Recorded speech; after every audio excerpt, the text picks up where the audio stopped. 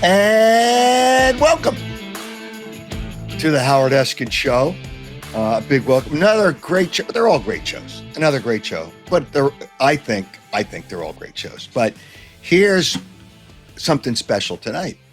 We have a new presenting sponsor, which I really believe can be helpful to many of you out there. And that our new presenting sponsor is Stillwell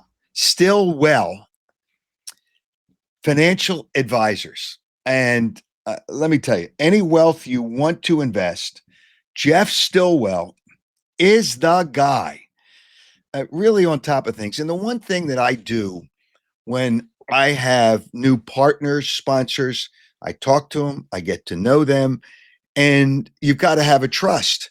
And I certainly have a trust. He's one of us. Great guy. And he's on top of everything that you need if you want to invest. It's just, I got a great education from Jeff Stillwell. Regular guy, really sharp, got to know him, and very, very impressed. And if you have any intention of managing money, wealth management, whatever you need from that part of your life, Jeff Stillwell, and there's the number, 732-343-0813.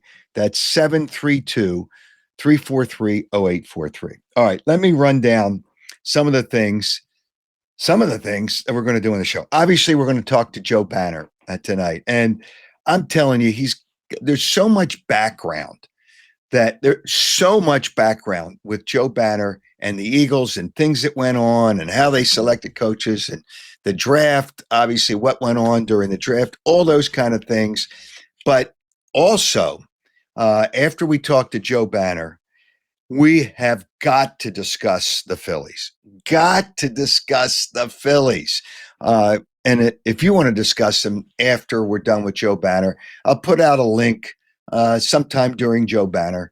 And if you want to join, feel free. You can cut the camera off if you're sensitive about being on screen and just talk to me. But I am going to address a lot of things with the Phillies. We're going to do that. Obviously, there's going to be more to talk to you about the draft, and that's after Joe Banner. We're going to do that. There's a couple of things that I really have some issues with. I really, really do have some issues with when it comes to baseball, and we're going to talk about that as well. And then there's an hilarious moment that you may or may not have seen on TV, and we're going to play that for you too. But before we do that, I want to talk about our wonderful partners, sponsors, partners. I've become really, really knowledgeable about what they do and understand what they do. And that would be, first of all, Piazza Property Pros, Cut the Cord with Jason, and Audi of Westchester. But let me first discuss Piazza Property Pros, because it's getting to be that time of the year. You notice the weather's getting a little better. Here on the East Coast, you may be watching. Actually, we've had people from around the world watch the show. I've had responses from India, from Australia, but they're not coming over there to do your pool. But if you want any kind of pool for the summer, you want restoration of your pool, you want landscaping. See, the good thing about Piazza Property Pros, and you see the number there, the good thing about Piazza Property Pros is 25 years of experience. That's a real good thing. All the work they do, whether it's on your pool, whether it's restoration, whether it's your landscaping, whatever it may be, are their own people. They don't subcontract anything. They do it themselves. You can trust Piazza Property Pros for exceptional results within your budget. They'll discuss everything with you. Here's a number, 610-566-2608. That's 610-566-2608, or on the internet, piazzaoutdoor.com. Don't wait. Piazza Property Pros is waiting to make your summer a very enjoyable one. Then You want to drive in. We always want to drive in a nice car. We want to feel comfortable. We've got to go places. We've got to do things. You can experience luxury at Audi Westchester, and their all new facility is terrific. State of the art equipment, great, very, very nice people. Audi Westchester's goal is to make buying or leasing a new Audi as simple as possible with pressure-free sales environment. Now, since Audi of Westchester is part of the Mainline Automotive Group, you will also have access to the largest selection of both new and pre-owned Audi vehicles in the tri-state area.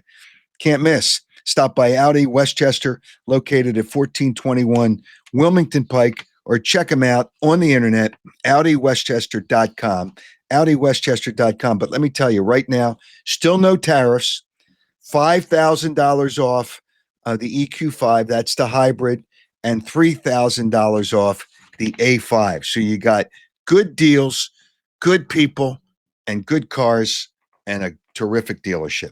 All right, now you want to save money, lots of money, maybe hundreds of dollars a month with cutting the cord with Jason.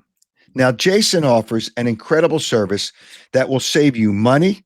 He'll come out to your house, cut your cable off, and right off the bat, you're going to start saving money, set you up with less expensive internet service and with streaming services. And people have really taken advantage of Jason's ability to hook you up. It'll include all your local and national channels. You'll still get to see all your Philadelphia Pro games. Maybe you don't want to watch the baseball team right now, but whatever, you can still watch them. They're all there. And let's say you have a second home down the shore or wherever, Jason can set up anything you want, one monthly TV bill for both houses. No extra charge for the second house. For more information and to save yourself a lot of money, call Jason today. And here is the number, 215-801-5858. That's 215-801-5858. And here on the Howard Eskin Show, presented by Stillwell Financial Advisors, is a guy that I respected, still respect. Not everybody in Philadelphia understood how much respect they should have for him. Smart guy, but it's some people in Philadelphia just don't understand that. And that would be Joe Banner.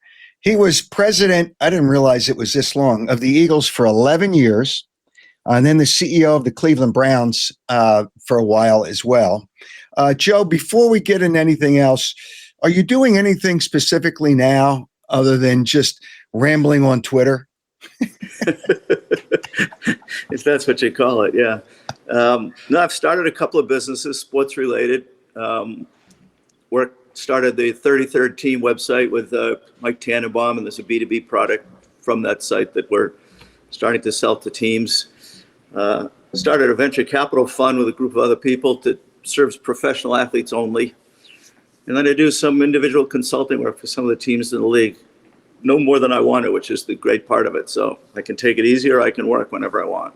So wait a minute. If you're working for some of the teams, do any of the teams have a problem that you consult for some of the teams and not just one of the teams? I mean, it depends upon the assignment. I mean, sometimes it's, cap related, and sometimes it's stadium related. A lot of times, most common thing I get hired for is team building philosophies and how to approach it, what works, what doesn't, how franchises have actually turned themselves around, and how some are pretended. So it's a variety of products. Like, I have to be careful. I monitor myself to make sure there's not kind of an overlap where I'm working on same thing in essence for two different teams. But it's not that hard to do because I'm really not trying to do too much. Oh, okay. All right. So I'm going to take people back to the beginning of when I knew Joe Banner, and people just don't understand this, which is kind of interesting. You were a sports reporter when I first met you in 1976. Why did you want to become and it was at WCAU radio at the time, 1210. It's now, the call letters are now WPHT. And then you went back home, I think, to start a business. Where did you want to become a sports reporter, and why did you get out of it? So I was went to the college in the Midwest that had a program in Philadelphia where you could take a semester, what they called it was an urban semester. And you took some courses locally with some of the other people in the program, and you got an internship for which you got credit. And my internship turned out to be at WCAU, and that's when we first met. And after the end in that internship, they actually offered me a job to not go back to college and stay, which I took and stayed in Philadelphia for a couple of years, which I thoroughly enjoyed, before coming back many, many years later with Jeff Lurie. So that was my original entry into the Philadelphia market in broadcasting. You know, ironically, because this ended up not being reality, I got a broadcasting because I realized that I was either going to be working every weekend or I wasn't going to be very successful. And I didn't like either choice. So I got out of broadcasting. Ironically, I ended up back into things that made me work every weekend. So I really left for no good reason. But that was my thinking at the time, was that I cared deeply about having a family, having kids. I didn't want to be working every single weekend as people like you ended up doing. But I ended up doing that anyway, just not in broadcasting. You know what? I think it sort of opened the door for me, because we worked together for 3 weeks, which is, and then I replaced you as the sports reporter early in my career at WCAU Radio at 1210 at the time. So you opened up the door for me to start the ball rolling. So I guess I should thank you for that, to get the hell out of town.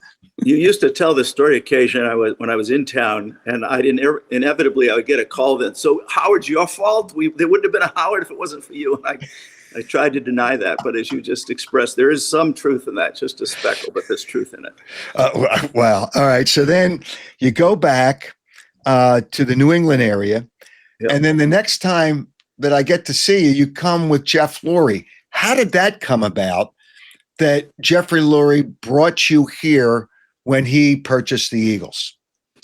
So it's a mystery to me too, which is the funny part. Jeff and I were good friends. We weren't best friends. I mean, I say it like we were at each other's weddings, but we weren't in each other's weddings, is the way I kind of described the friendship. And frankly, out of the blue, he called me up. I was actually away. He left a message on what used to be a box that they had, next to your phone that kept messages, because we didn't have cell phones. Hate to date both of us, but we didn't have cell phones. And he left me a message. He said, I've been dreaming for years about buying a sports team. I'm finally going to try to do it. I'd love to have you help me work on the acquisition. And if it goes well, then come and help me run the team. What do you think? And so I was actually away. So for like a week, he's wondering, why the hell isn't he calling me back? This is a phenomenal offer. I'm not even. But when I did call him back and he explains the situation, honestly, it took about a quarter of a second to say, I'm all in. So we worked on what turned out to be an attempted acquisition of the Patriots, bidding against Bob Kraft. And Bob eventually prevailed. And Jeff and I at that point decided to check what other teams were available. Lo and behold, the Eagles they put it not really available, but if you made the right offer, maybe it would become available, which is, a way of telling you that's for sale. So here we are all these years later. That's how it started. When you look back, okay, you guys came in '94. That's when he purchased the team. And I think Rich Kotite was the head coach, if I'm not mistaken, which was a mess. What a shame that was. So then, how did you, I think the first hire you made was Ray Rhodes, correct? As the head coach. So how did that come about? So we took over the team in June. Jeff and I had decided we weren't going to do a thing until at least January. Observe, learn what we could, try to get some relationships built around the league, and then see what change we need to make or not. And we did make the decision. It was an odd season. We started 7-2 and ended up 7-9.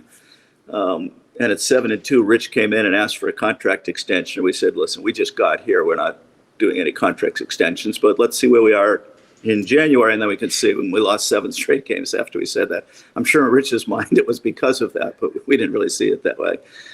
We went through a traditional, at that point, coaching search. And we were focused on things that, in hindsight, we now know, and I think the Eagles, even during my time and since, have proven, we were looking for the wrong things in a head coach. No disrespect to Ray Rhodes, but for example, we put a huge emphasis on the fact that he came from a winning program. And, that's nice to have somebody come from a winning program, but it isn't really predictive. We've seen that a lot with the Patriots coaching hires, and seen people come off that 49ers staff and the Dallas staff haven't necessarily had the same success as the original head coach. So we hired Ray 4 years. He did get to the playoffs twice, actually won a playoff game one of those years. But on the fourth year, we only won 3 games and decided it was time to make a change. Yeah, I thought Ray was good for a while, and then when it's time. I mean, there's an expiration date on everybody, and there was on Andy Reid, but there was time. So now here comes the next guy, the next coach that you hired. And I remember Ray Rhodes told me, and I went to the Super Bowl, and I remember where it was. It was in San Diego, and Andy Reid was with the Green Bay Packers. So Ray said, why don't you say hello? He was still the coach. Why don't you say hello to Andy Reid? I didn't know all these changes were going to happen. Why don't you say hello to Andy Reid? And Andy remembers this. He's sitting at a table all by himself. I forget what he coached at that time with the Packers, sitting at a table, reading a newspaper, which nobody does anymore anyway, read a newspaper. And I sit down, I introduce myself. And a couple months later, he's the head coach of the Eagles. And he remembers the story. Now, he kind of he's the best coach in football now, as far as I'm concerned. Clearly the best. He's better than Belichick by far. So how did it come about? Here's a guy that's an assistant with Green Bay. Ray thought he was really good. Apparently, you and Jeffrey Lurie thought he was really good. How did that come about where you hired Andy Reid as your head coach? So this is kind of an interesting story and why sometimes experience is overrated. Because the league dictated that if you were never an offensive coordinator, defensive coordinator, or a former head coach, you didn't have the qualifications to be a head coach. So we did something predictable for us, but not the rest of the league. We did a study of every head coach that had made it to 2 Super Bowls and what did they have in common before we did any interviews, did anything. Interestingly, when it came to football, we could not find any real commonalities that explained their success. Some were offensive, defensive guys, younger guys, older guys, aggressive, passive, run, pass. It was all over the place. We accidentally realized, though, because that was what we were focused on, the football part of what was the same, that if you went below the surface a little bit to non-football things like character and just description of who they were, that they're actually extremely similar people. I mean, everybody knows they were phenomenal leaders. That was not news. But some of the other things were, like they were all phenomenal at hiring other coaches and managing them. They were all incredibly principled. They didn't have the same philosophy, but they had a philosophy that they were very committed to, that they had thought about, they studied. And the way we viewed it, they weren't going to be talked out of it by some, interfering owner or president or media or a bad start to us, whatever it was. They were very committed to their beliefs. They were all so anal and so, detail oriented that they drove everybody around them crazy. So we had this list. It literally had 8 things on it that we thought all of these coaches, I was talking Joe Gibbs, Parcells, Bill Walsh's, that caliber coach. We thought all of them had that in common. And we weren't looking for somebody just, nudge into the playoffs here and there. We wanted a guy who was going to go to Super Bowls and ultimately try to win them. So that changed everything, because then instead of doing the normal, what offenses are really successful, which defense are really successful, we started asking, players, agents, even media people, everybody, do you know anybody in the league? We don't care what their current job is that has these characteristics, the detail orientation, the philosophical commitment, blah, blah, blah.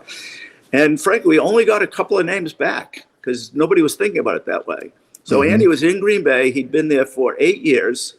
There were 8 teams looking for a head coach. Green Bay was one of them. They have a Hall of Fame general manager who's been working with Andy for 8 years. He didn't even interview him because he'd never been a coordinator or a head coach. By the way, 30 years later, and I certainly agree with you, Andy's the best coach in football. Even with his success, no one is deviating from that model still. But anyway, that's what set up when we asked a totally different question, like who are the best leaders? Who is so obsessed with every little detail that they drive people around them crazy? We literally asking people, do you know anybody that looks like this? And we got back Andy's name and interviewed him. And, everybody knows a lot of the stories from that. But it was no doubt after the interview that if we had the right criteria, he was going to be very successful because he checked every box to an extreme. He's detail oriented is what one of his qualities. He's got many qualities. And now, you talk because there's so many people in Kansas City that work with the Eagles, and I stay in touch with some of them. I stay in touch with a few of the assistant coaches and the trainer and whatever. And the one thing that he's got going, and I don't know that I realized it enough when he was with the Eagles, it is hard for a head coach to get the players to respect him, all, a majority of them, or not all of them, and like him. It's hard to get both. And in Kansas City, and I guess they would do it here, and I was maybe too close to it to realize the players do both for him. I mean, how hard is it to get? I mean, obviously, you've looked at head coaches, and when you were with Cleveland, I don't know if you were part of the process to maybe look for a head coach. How hard is it to get a head coach to be respected and liked by the players? Yeah, almost impossible, which is why we have so few coaches in the conversation about should they go in the Hall of Fame? Who are the best coaches in the league right now? Mm-hmm. At the moment, I'm incredibly proud of the fact that if you looked around the league, almost all the people that fit what you just said came through the Eagles. And if you look at the best teams in the league, they're following kind of the system, we collectively created in Philadelphia. So it goes beyond Andy. I mean, obviously you have the success the Eagles have had in recent years. You got what's going on in Buffalo, which is replication of that. You got John Harbaugh down in Baltimore doing it. You've even got Sean Payton up to Denver doing a version of that. So, we've produced, and I think probably two of the best, some may argue the two best general managers, which here in Philadelphia and then in Kansas City. There are a couple of other guys in the mix, but those are certainly two of the best general managers, if not the two best general managers. So they all came through this, and you're right. They have a uniqueness in their ability to do a set of things, and one is to be both respected and liked at the same time. Once you have that, you don't really have to spend a lot of time working on motivating the players. It just naturally flows, especially if you have some quality leadership on the team that's reinforcing what you're describing, we found in a head coach. One of the areas that people didn't like about Andy, and I was okay with it because, he would explain things to me, know that I wouldn't reveal full detail. He's yelled at me a couple of times. Some of the stories are really funny, but he didn't want to, and I want coaches to explain what the problem is. Andy and I would want that, and Andy didn't do it, and that's why I don't think people in Philadelphia appreciate it. I want to say don't like or dislike, didn't appreciate him because at news conferences, he really didn't explain anything on what a problem was. And I'll give you an instance. And he got mad at me for diming the guy out, but I could see when I'm down on the field what happened. They always blamed him for time management. So it was inside the I guess around the 10-yard line. And Donovan McNabb's the quarterback, and the play clock's running down, and Andy has to run down and call timeout. Oh, time management. He got the play in too late. Then I find out, I said, something happened there because Donovan's pointing to L.J. Smith. Something happened there that wasn't right. So I checked, and I found out that L.J. Smith was lined up incorrectly, and Donovan's trying to move him. And by the time he gets him to where he's supposed to be, the play clock's too low, and Andy calls a timeout. So then I explained that on the air, that I found out that L.J. Smith, and he yelled at me. I don't have any problem. 30 seconds later, we're laughing. But he yelled at me, why did you have to say, because that's what happened. You're getting blamed. He said, I don't care if I get blamed. Right. I don't want to dime out a player. Did you always agree with that when Andy wouldn't explain some of the things? And then people went, of course, in this town with WIP and with the people and whatever, they went crazy. Did you guys always agree with the way he did it? I mean, the answer for me is simply yes. Now, that doesn't mean we didn't understand there was some consequence to it. But our attitude was kind of simple. When all is said and done, if we're winning, they're going to like us. And if we're not, they're not. So everything we do, including PR, should be driven by that and nothing else. So there were times where we took PR hits knowing it, or he took PR hits, that we collectively took PR hits. We did the same thing with contracts. We knew that the players needed to perceive that Andy was engaged, but he could never look like the bad guy in a player contract. So we purposely, set it up both publicly and privately so that would never happen. And frankly, it's one of the reasons, go back to what you said a few minutes ago, he was both liked and respected. The players knew, not that he was going to say he had their back, but he was going to have their back. So he was going to, over own whatever didn't go well, really to protect the players. And truthfully, they appreciated it. So it was worth it. Probably not him personally, or me personally, or Donovan, some of the lightning rods that, took the heat for that kind of stuff. But in terms of winning and losing, to this day, I believe it was one of the reasons we were able to have the success we did. You know what was interesting? There's so many interesting facets of when you were with the Eagles and things that happened. The year that I know you remember this, the year that Donovan McNabb was drafted.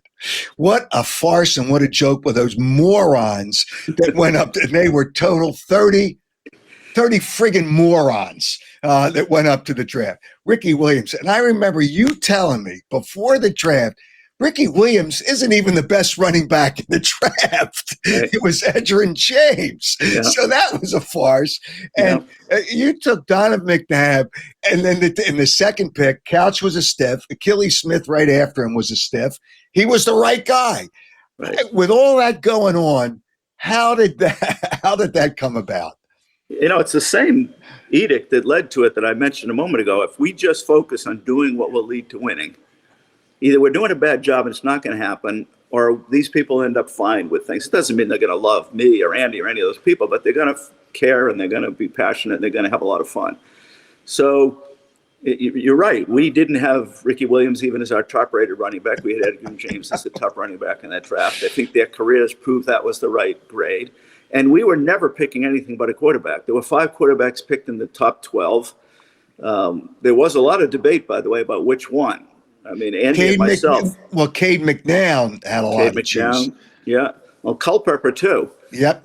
A couple of the, Brad Childress and Rod Dowhauer, who were there at the time, passionately supported Culpepper. There were other people, myself and Andy, who were McNabb. But it was one of those quarterbacks we were going to pick. That was never a doubt in the building. All the rest of the stuff that was going on in the public and the media, WIP and everything was totally dead to us. It was just which quarterback we were going to pick. Now, of course, we grade everybody, so we did have Edgerrin James. And had we somehow picked a running back, it would have been Edgerrin James, which would have been a crazier scene than what ended up happening, I think.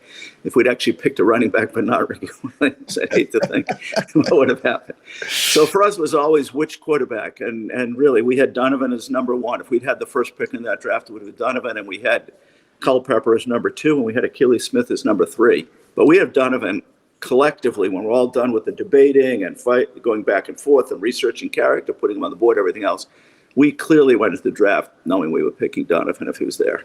When you look at the draft, and I know you looked at it, and I really respect the knowledge you have about personnel, and a lot of people didn't give you credit for that. I could just tell in talking to you. I mean, the problem with a lot of people, they don't really talk to you and find out really why you're thinking this, why are you thinking that. But quarterbacks selected in the top 10, half of them don't make it. Running backs, I think, are a bigger problem because if they're going to a team in the top 10, they obviously so many other things. When you broke down the philosophy of picking high, what were primary in your thoughts in the way you pick a player, especially in the top 10? Yeah, and you look back at the history, anybody would be able to answer this question, and you and I have talked about it, and we were the same as they are today. We wanted to get a good quarterback and then dominate the lines. And we felt like if we dominated the lines, we were at least good and within reach of any team in the league. So simple for us. Passing game was key, one of the things Andy took a lot of heat for. Mm-hmm. Protecting the quarterback or pressuring the quarterback would be the key to the outcome of the game.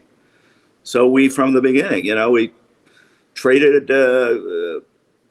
picked Mike Mamula at the beginning. Didn't turn out to be a great pick even before Andy, but it reflected the philosophy that we stuck with. And you see to this day, I think the Eagles' success is driven by as much of the discipline they still have, but that's the right teaming building philosophy, as anything else that they've done, or frankly, we did. So, you look at our first round picks, you'll see that a misproportionate number of them are offensive or defensive linemen.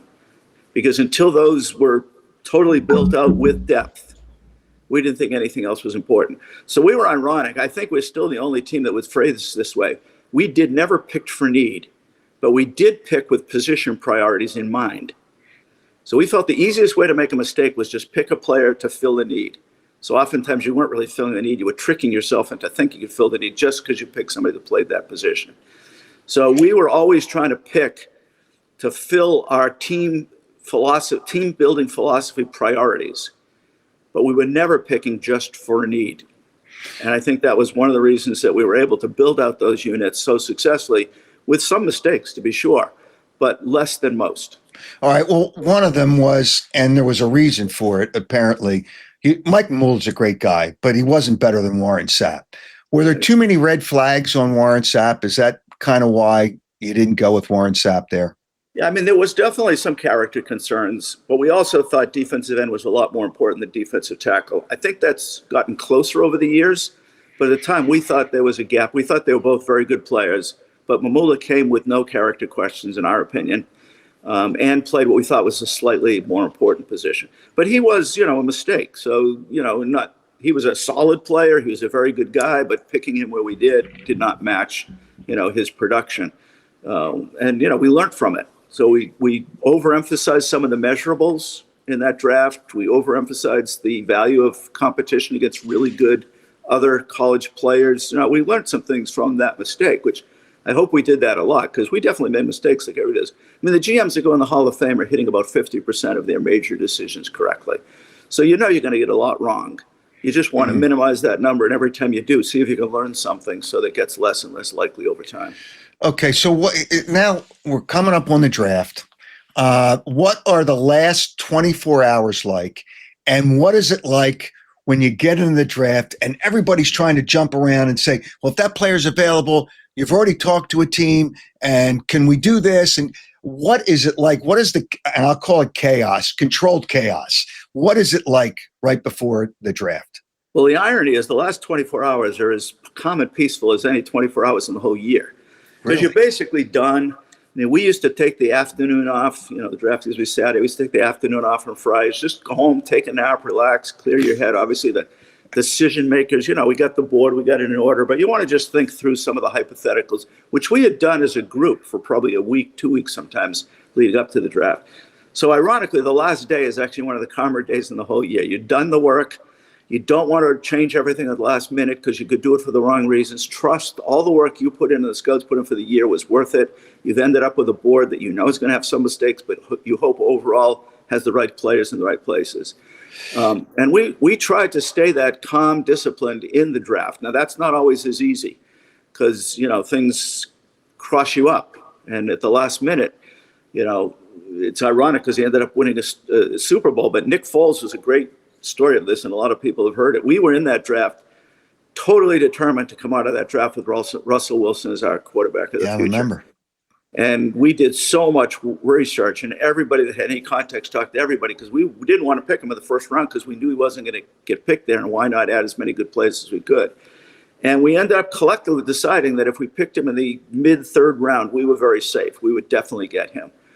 And so we get to the 5 picks, I think, in front of us, and all of a sudden, out of the blue, Seattle picks him. And we are, because by the time you get to the third round, who's going to actually be there is so up in the air. You can't be that focused on a player. But in this case, we were.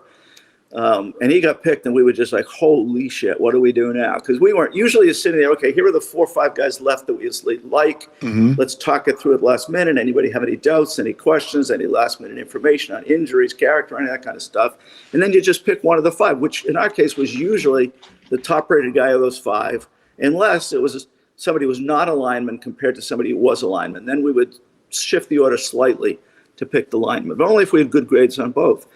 So all of a sudden we were just sitting there, I would say as kind of unprepared for that moment as any I saw us in any draft, because we prided ourselves in attention to detail and preparedness. And we're sitting there talking, well, who should we think about here? Who should we put up on the board? And we were now at our pick, still deciding, which 5 players should we be focused on here to pick one of them. And Andy, just out of the blue, I forget, because you have a board in front of you with these magnetized names of everybody in the audience. So Andy instructed whoever was taking that and handing it to the person who was on the phone in New York. He said, hey, take Nick Foles' name down. We weren't even considering Nick Foles. There was nobody in the room that was thinking about Nick Foles. We all had other names we were going to pick from now that Wilson was gone. And Andy just said, you know what, guys? I came in here, and we all came in here wanting to get a quarterback. I know not everybody in the room likes him as much as I do, but I really like Nick Foles. And he says to the guy, give the telephone guy that card, which is what his name is on, and tell him to tell New York that's who we're picking. There was no discussion. There was no debate. There was no consensus. It was out of character for any pick we ever made in all the years Andy was there.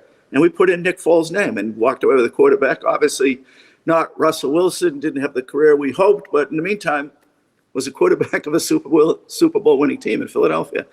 So a crazy story, very unlike how we handled most draft picks in the time I was there. It seems like the philosophy is still the same. And you mentioned the lines of scrimmage. It seems like priority are the lines of scrimmage. And now the Eagles, because they lost some defensive players, especially on the line of scrimmage, that appears to be a focus. Now, are they going to be able to get the player where they draft? So was that been a philosophy since you were there, that the lines of scrimmage are really, other than the quarterback, maybe the most important? Yeah, listen, that started in our interviewing of Andy. I mean, at the time, it was something Jeff and I were passionate about. We diverged a little bit. I stayed very disciplined about that. Jeff cared about that, but got impatient with not getting better kind of offensive weapons, which you saw that somewhat of a shift over the years with that. But it was always, from the time I got there and then Andy got there, we were going to dominate the line of scrimmage. Whatever we had to do that. We just felt like without that, you were very vulnerable. You can't advance deep in the playoffs if you're playing a team with a good offensive line and you just have an okay defensive line. Teams that are good enough to get to that position will beat you consistently if that's the matchup. It's what happened in this year's Super Bowl. I mean, I was telling people going into the week of the Super Bowl, the Eagles were going to win handily. There was no way Kansas City could block their defensive line. And by the way, I'm not sure that what people are thinking about the Eagles' priority is right in this draft. Go ahead. I'm talking just philosophically now, not names. I mean, I think they think, and I happen to agree with them, that they've lost players on defense that are good and played well for them and helped get them where they were last year. But they have guys there that were starting to play more and more as the season went on that can already step in and did in this playoff run this year and some of the season, playing more as time was going on. But if you look at the young defensive linemen they have, and I'm not a huge Davis fan, but I am talking about, the Carters and the Hunts and the my mind is slipping a couple of names now. The first round pick in the same year they picked Carter. Who, Davis? Yeah, no, I'm not Davis. The guy they picked at like 28 or 30. For crying out loud. Nolan and Smith. Yeah. Yes. Yeah. I mean, I think if you watch Smith as the season went on, I'll be flabbergasted if he doesn't come back as one of the best pass rushers in the NFL next year. They picked Hunt in the third round last year. It looked really good in the latter part of the season, still not playing a ton. So I think it's a priority. I think they feel very set at the offensive line, at least for the immediate future. And even if you look 3 or 4 years out, they may have to replace Lane Johnson, but the rest of that line is set under contract for a long time at reasonable prices. I mean, they're going to have a dominant offensive line now for a really long time. All they right. still have a little bit to do to make sure that same statement is true about the defensive line. Okay. The Eagles or Howie is, or somebody is, it seems like they always want to trade up in the first round, and they have draft picks, but I don't know if they have enough. What would it take, and I'll use it as a hypothetical question, to go where they are to get into the top 5? And I think everybody loves Abdul Carter, but whatever. What would it take to get a player like that to go from where they are? I mean, Kansas City pulled off a miracle going from 27 to 11 to get Mahomes, and that took a lot. What does it take to move up with the analysis of what the value is to get up into the top 10 from where they are? Well, if you remember, you're old as we are. I mean, Atlanta did this many, many years ago for a wide receiver. Turned out to be a great player.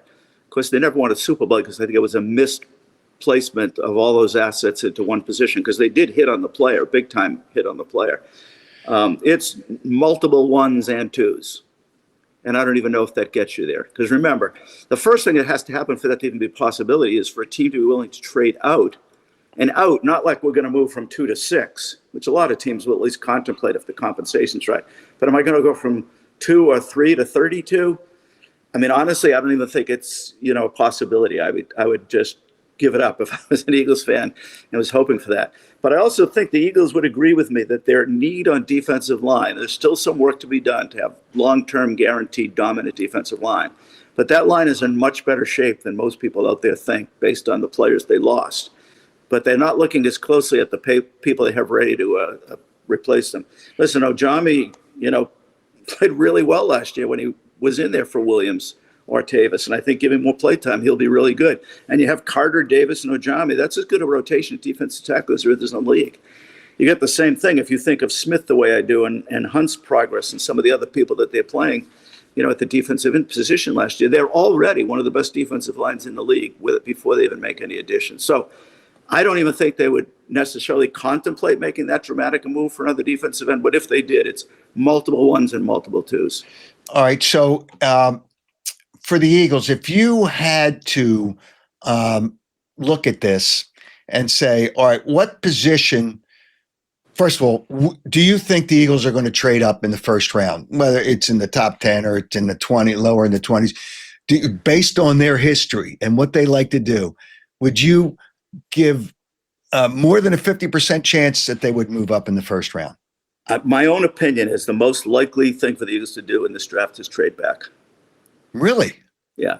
Oh, that's going to piss off people in Philadelphia because that's the last pick in the draft and there'll be no first round pick. The first line. Oh my God, can you imagine this town? Yeah, but just remember, there's been a lot of things over the years that the fans have been pissed off about that turned out pretty good. They really are not the experts. They're far from it, as we saw with Donovan McNabb. All right. So now, so you think they're going to move back to that eliminates my second question. What do you think? Because you need every position eventually. If you had to pick a position, not specifically a player, especially if you're going to move back, what do you think the Eagles, and I know you look at them, what do you think the Eagles would do position-wise in the draft for their first pick, whenever it may be? This is very hard to say because we're more picking now to build out priorities than needs, even if you include the team building philosophy that they have. I think the teams that are early in the second round that may want to pick a quarterback, late in that first round to get, the fifth year in the contract and a little longer term to evaluate them and develop them are likely to make a big enough offer. The Eagles are sitting there without needing to pick a particular player or position. So why not take the extra assets? Now, I think the other thing they're going to try to do is add more future assets of draft picks, even though I know I have 10 this year and 10 next year. I think they're going to be in a position with the roster, the cap situation, the quality of things they care about, that adding some future picks. So I don't know if they'll do that with a 32nd pick or do that with something later, but I do think they're going to want to add future picks higher if possible. Listen, I still think they need a nickel corner, depending upon some development that may or may not be true. I think that they do need another defensive lineman, although I don't think it's a priority. I think there's a good chance they need a tight end when they get there. They obviously need a nickel slot wide receiver. So I think the idea of picking up one of those, what they would consider, and I would agree, kind of a second tier position priority for them, and an extra pick or picks would be the best use of that 32nd pick, unless somebody slips to them that they really have a high grade on, and they actually can honestly say, we never thought he'd be here, which they say no matter what. But every team, that actually does happen sometimes. So if somebody slipped there, I could see them staying and making the pick. Otherwise, I think it's back, and whatever player fills one of those spots that I just mentioned. Joe, you were with the Eagles when you guys did a masterful job of manipulating, and I'll use the word, it may not be the right word, the salary cap. How the hell can you keep on signing these players, and then they just signed Cam Jurgens, and they have two wide receivers making over $50 million between them. How can they do how can you manage it like that? How does that work? Yeah, and listen, they've maintained a lot of what we did, although they've changed a few with respect to this specific question. And the answer is stay very disciplined. A lot of teams sign everybody they have that's a good player until they run out of money. The Eagles don't do that. They sign players that fit their philosophy about team building, what correlates to winning. So, 2 years ago, people forget the Eagles lost 7 starters. They weren't quality starters. They weren't at hugely important positions, but they lost 7 starters. This year, they lost 5 quality starters. Now, they've drafted well enough recently that they have depth at those key positions that, yeah, there'll be a little bit of a step back, but if some of the younger players develop the way they think they can. So, when I was there, we had a goal of keeping 20, on average, about 20 of our 22 starters each year. So we had continuity and continue to have cap flexibility. And that's what I think they've done. So you see, it's really rare. Like, they would not have let those defensive linemen this year leave if they didn't have other people they believed in. They would have found a way to keep them. And if you look at the history, literally 30 years, and certainly Howie's entire reign, they're signing key players, high talent, at the positions they think are most important. So you don't see them, I mean, they did this year, but you don't see them historically putting a lot of money into re-signing a linebacker, re-signing a safety, re-signing, an interior offensive lineman, unless they were really good. So when they got to Kelson, they said, no, this is not a replaceable center, even though most centers are. Now they got the Jurgens, the same thing. Dickerson, they made him the highest paid guard in the league. So it looks like they're doing something other teams aren't in terms of how many players they sign, but what they're actually doing better than other teams is being disciplined about which players to sign and which players they can actually move on from and not take a major hit to the quality of the roster. It's really kind of amazing the way this all works. All right, so now there's how much names are floated out there, and I know A.J. Brown's name has been out there. I don't know if it was serious, but the name is floated. When a team starts looking around and say, what would it take to get up there? How much did you, and do you think teams just kind of float names and say, well, let's see who will bite? Do you kind of do that to kind of test the waters? Yeah, absolutely. And listen, it can come from the other team. It can come from the agent. It can come from you. I mean, it's considered part of the strategy to kind of put bluffs out there. It's like, teams don't think of it as lying. It's like you're playing poker. You're allowed to bluff. That's considered part of the strategy of the game. And I think most teams think of, how they, and I don't take offense to the word manipulate, how they manipulate these situations, doing things like bluffing about who they might be interested or not. And listen, teams out there are motivated to try to create some internal discord, on the Eagles roster. They got to find some way to get better, and they don't seem to be doing it by scheme or drafting or utilizing the cap. So my own personal opinion is that's a long shot, but I don't think it's totally off the table that he'd be somebody they moved. I can't imagine them doing it unless they felt they had another top-tier quality wide receiver, because that's clearly these days part of their team-building philosophy that they prioritize. So I think that was a lot of talk, unlikely to lead to much action, but we'll know in a few days. But the name gets floated out there to see, well, maybe they're interested. But you float names out there all the time. Absolutely. Names get floated. It's always, hey, did somebody in our building leak that? Or where the hell did that come from? And sometimes there's some truth in it. So you may have been quietly asking somebody, hey, would you have any interest in A.J. Brown? But doing it really quietly because you're afraid if it got back to him, he may feel, offended. Yes. And then all of a sudden, the next thing you know, it's in the newspaper, and the odds are you're going to have a call from an agent. Hey, my guy saw this in the paper. Is this, shoot me straight. Is this really going on? And of course, the answer is always no to that question. And usually the answer really is no. But occasionally it is yes, and you can't really say that. All right. One last question. I think it's the last question. Nick Sirianni, I think, is a good coach. And you know what happens here in Philadelphia. They start out 2-2, and everybody wants to get rid of him. They want to bring in Belichick. They want to do all these different things. What are you doing? This guy has the respect and the love of the players. Is he a little different? Maybe, but he's creative. Your thoughts on Nick Sirianni as a head coach? I agree with everything you just said. When somebody doesn't look the part, there's a high risk they're going to get underrated. And if somebody was saying, oh, let's draw a picture and let's describe the characteristics and all the great head coaches you see, they're so calm on the sideline. You're like, what the hell? Wake them up, will you please? Now, they do it for their own strategic reason. Andy is not lacking in intensity on the sideline during the game. But if you just watched a picture of him, you'd think he was this vision of calmness. So Nick does not look the part. And if you look around the world, whether they're players, whether they're business leaders, whether they run charities, whether they're NFL head coaches, people that don't look the part are frequently underrated. And I think that fits Nick. He doesn't carry himself in the way. He doesn't look like your classic. He doesn't have the resume of your typical, extremely successful NFL head coach. So he's underestimated. And of course, there's all this knee-jerk reaction to short-term outcomes, like starting 2-2. And you put those two things together. To me, it's not surprising at all, but it has nothing to do with how good or bad a coach he is. It's just the way people who look at these things and critique them and second guess them tend to look at things. It really is unbelievable. And hey, listen, Andy didn't have a problem with saying, "Hey, listen, I don't know that you should have said that," but respected the fact. Here's what's different with some people. He respected the fact that at least I tried to find out what was going on, and I, rather than just spew it on the air and just, oh yeah, we had no idea.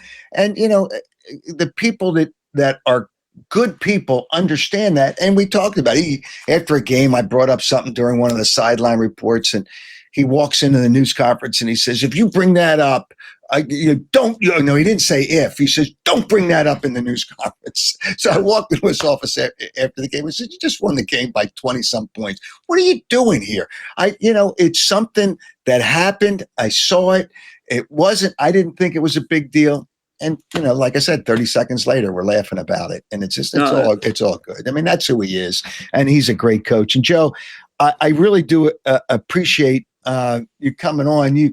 You have so much to talk about. You have so many stories to tell. It's fascinating and it's fun to talk to you about them, and I really do appreciate you coming on and doing this. And if they want to blame you for me, so be it. I took credit for you, so don't worry about it. Now, listen, I appreciate you saying that. It's mutual. I mean, what you just said was how we all perceived you. There were a lot of people with a lot of viewpoints that didn't put the work in to kind of justify them or base them on some truth versus just some knee-jerk thing. I certainly personally appreciated the fact that you did put in the work. You would practice all the time. Never felt like there was a time you were saying anything for any reason other than that was your honest opinion, whether we liked it or didn't like it or agreed or different. That was your own opinion, and you were entitled to it. So, mutual respect back to you. All right, hey Joe, say hello to the family, and I want to. We'll stay in touch because you're fascinating. There's so many stories we didn't even touch on. We can go for hours with some of the stories, but it's fun. It was really fun, and I really do appreciate it. And enjoy the draft and have it. And the people in Philadelphia will always bitch about something, so we'll see what happens. What they bitch about on Thursday. Oh, you know what? I'd almost love to see the Eagles trade out. And trade back. Let's see what happens here. All right. Thanks, Joe. I love it. Be well. Take it easy. Take you too. All right, take care. Joe Banner. It is so fascinating, the things that happen. But he gave us a lot of good insight. And we're going to talk more about that, about what could happen, in the draft. But again, I want to thank our presenting sponsor, Stillwell Financial Advisors. I'm telling you, talking to Jeff Stillwell is like talking to a guy that you've been talking to for 20 years. He's like you. He's like me. He's a real guy, but he does really well. If you have any desire in any wealth management that you want to invest, Jeff Stillwell Financial Advisors. And there's his number, 732-343-0813. Call him. He'll talk to you about it. I'm telling you, you will be as impressed as I am with Jeff as a regular guy. He's you, he's me. But he's a smart guy when it comes to investing for your future and investing your wealth. Jeff Stillwell at Stillwell Financial Advisors. And I suggest you do it. And Joe is so fascinating, but I want to talk about the draft. And I saw some comments, and I'll address them now. Actually, I see somebody wants to fire Rob Thompson. Hey, listen, if they don't play better, believe me, that John Middleton, and somebody wants me to get John Middleton on. He ain't talking to anybody right now, but he will get fired if they don't get better. But I'm going to address that. I saw a comment that they blamed Joe Banner for letting Dawkins go. And I talked to both Joe, Andy Reid. He got too much money for that stage in his career. I guess it was Denver that he signed with. And he was hurt that year, and he had some injuries, and they were worried about that. That's why. And it wasn't Joe Banner. Andy Reid told me that he had talked to Dawkins and say, hey, listen, we love you.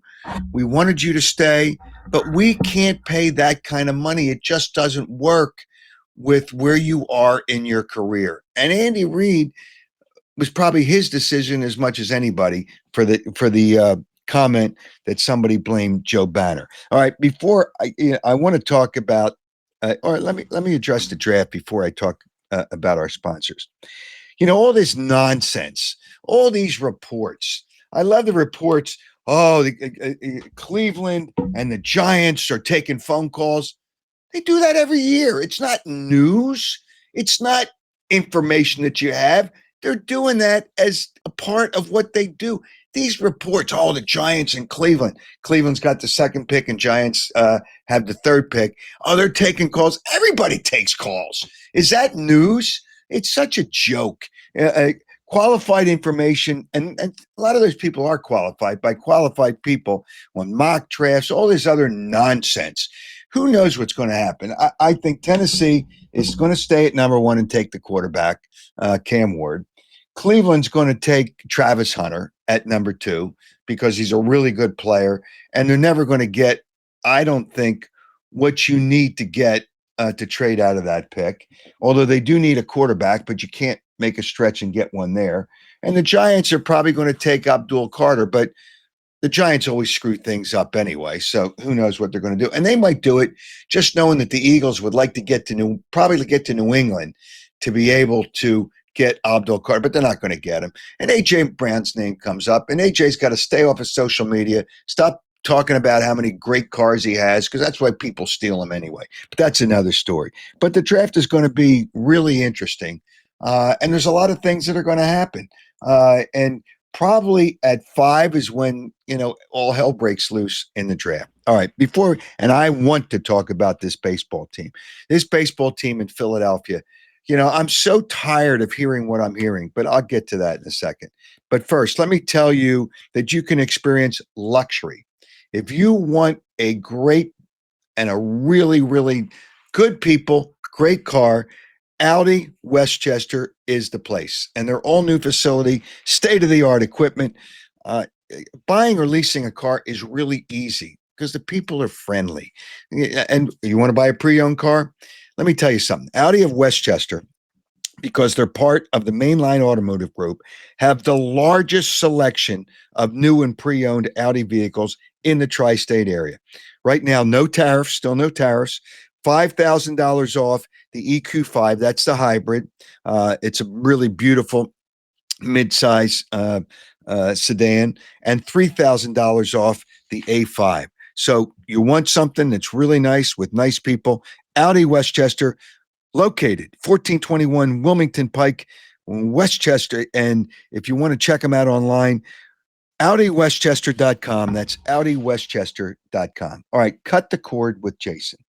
Jason offers an incredible service that will save you lots of money on your. How many people are so tired of seeing, well, here comes another increase on my cable bill? Yep. Well, get rid of that. Get rid of it. He'll come to your house. Jason would cut the cord. He will cut off your cable, set you up with less expensive, I say by hundreds of dollars, less expensive internet service and streaming services, which include local and national channels. So you'll still get all the Philadelphia pro games. You'll see all the national channels. And if you have a second home or want to set up a second home or second, let's say a family member, it's no extra charge. You can set up two and one monthly bill for two places. For more information and to save money, a lot of money, call Jason, 215-801-5858, 215-801-5858. And summertime is, I don't know whether you'd call this summertime or not, but Piazza Property Pros, don't wait till the last minute, because then everybody waits till the last minute. You want to get a new pool. See how beautiful that pool is. You want to get a new pool. You want to do renovations on your pool, which I'm doing with Piazza and have done. Piazza Property Pros. That's who they are. 25 years of experience. They specialize in what you want. It's going to make your summer more enjoyable. And you want landscaping. You want pool maintenance. You want anything that you need around the house to maintain a beautiful home and a fun place. 25 years of experience. Use all their own people. They don't subcontract. It's all their people. You can trust Piazza Property Pros for exceptional results and within your budget. Just talk to them. Well, you can figure it out. Here's a number to call: 610-566-2608. You can schedule a free consultation. That's 610-566-2608. Check them out. PiazzaOutdoor.com on the internet. Piazza Property Pros. Make your backyard an oasis and you can have fun for the summer. All right. Have to address the Phillies. At the time that we're doing this program, the Phillies have lost 3 in a row, 4 in a row, 3 in a row to the Mets. They don't win in New York because they don't win a lot of places now because they don't score runs. I hate to break your heart, but since those 2 bad teams they played in the first 2 series, the Phillies have a losing record. And you know why? Because they don't put the ball in play enough. They try to hit home runs and they're not hitting home runs. When they don't hit home runs, they don't score runs. They don't score with runners on third base in less than 2 outs.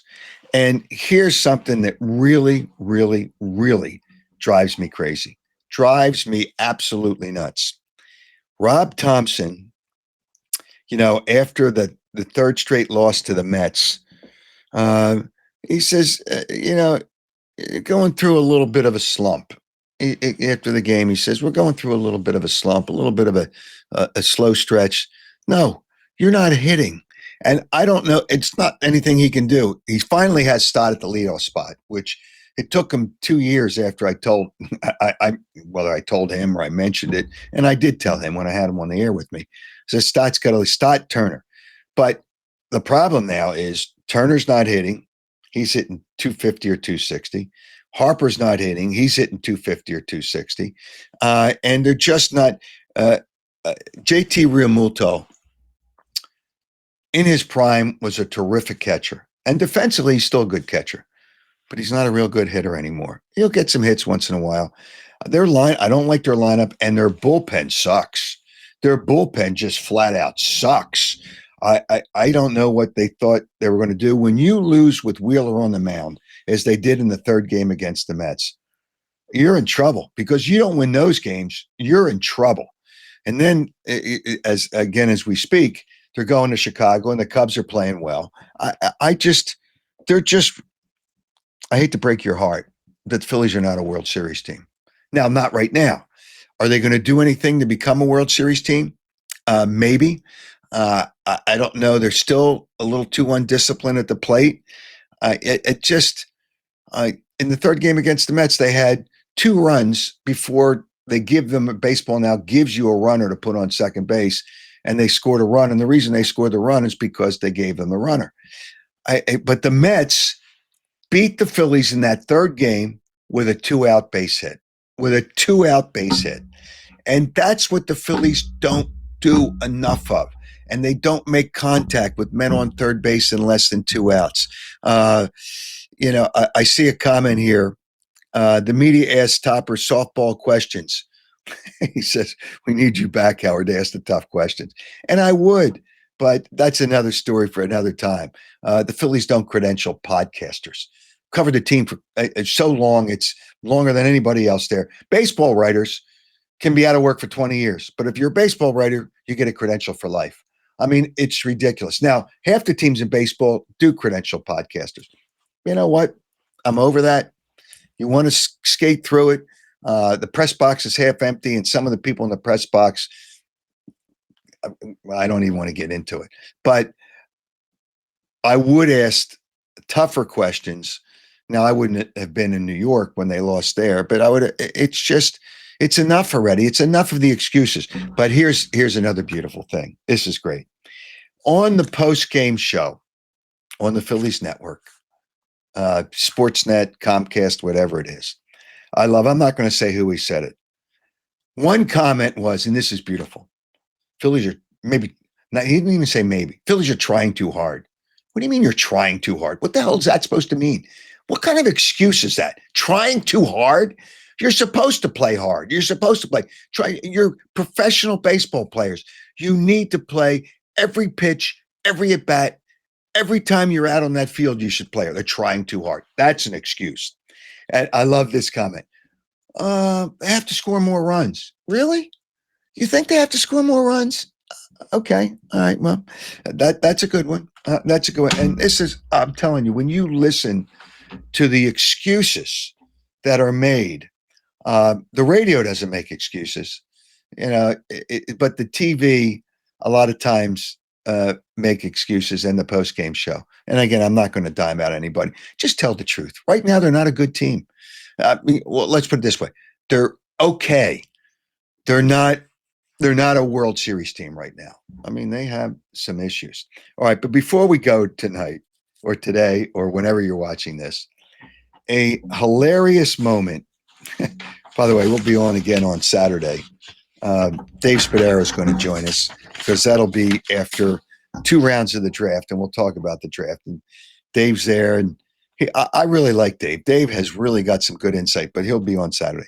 But before we leave you tonight, a hilarious moment on TV, on TNT, with Charles Barkley, Kenny Smith, Ernie Johnson, and I can't tell you how many times this has probably happened to people on the air. But watch this. The other thing about Kawhi is, you all right, big fella? You all right? No. Catching a cramp? Go ahead, keep talking, Jeff. Yeah, we're on TV. I know what we're doing. Go ahead. Yeah, that's that olive oil you've been drinking. I know. Hey, take some matches with you. Hey, listen, he couldn't hold it. He can't hold it. After 40, he can't hold it no more. That's a first. He can't hold it. Unless that great. wasn't something planned, was it? No. That's so funny. You know how many times that's happened to people, and they don't leave. But that show's so freeform. But hey, listen. You know what? I'll see you on Saturday. I gotta go. Oh, I gotta get out of here. Just continue without me.